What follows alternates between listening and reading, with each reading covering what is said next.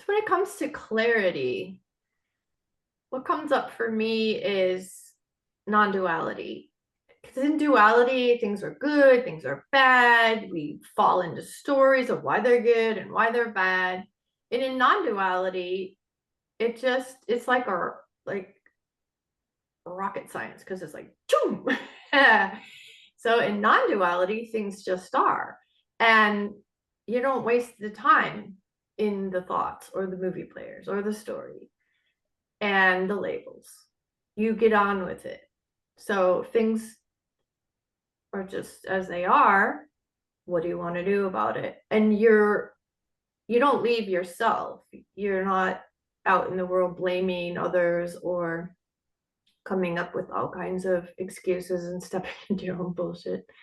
So yeah, that's what I come up with when I hear clarity is non-duality. It just is. So what do you want to do next? What is your next step? And like Jenny refers to, what can you control? And what are you choosing to let go of as well? In human design, I think something like 50% of us have a defined sacral center, and the sacral functions on yes and no energy.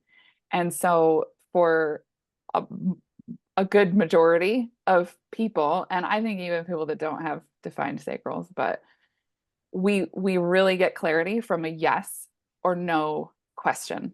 Mm. So one of the things that I lean into as often as possible with clients, with my kids, my fiance said he used this at work to really like nail it to a guy who was trying to evade responsibility and questions. And he was asking, if you give somebody a straight yes or no question, that's when you get to clarity. When it's a yes or it's a no, and we're going in that direction or going in that direction, and it's simple.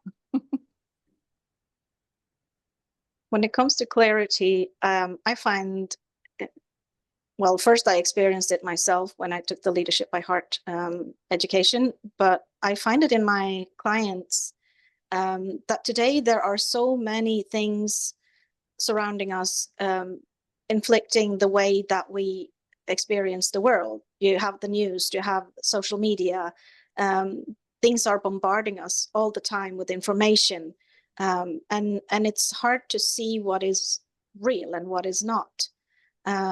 So the thing I have found is the best is to consult my heart or my soul or my subconscious mind, because that is the place where I find clarity and where my clients find the clarity to find the answers behind all the rubble and the rubbish and the disturbance and the static that is confusing them.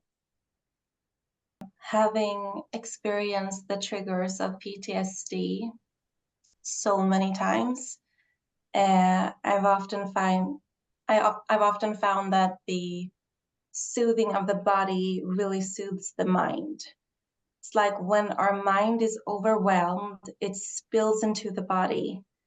And for my clients, that means coming back to just self-care. In the moments when you feel like I have to make the decision now, or I have to run faster, I have to work harder, that's really the time to slow down and just care for yourself and take that bath or light that candle and calm things down, because that's when we take a few steps back and we gain that clarity. We gain that sense of perspective, and we can come back to what is within my control and what do I really, really want. So that's been major for me and my clients. I love that. Calm the body to calm the mind.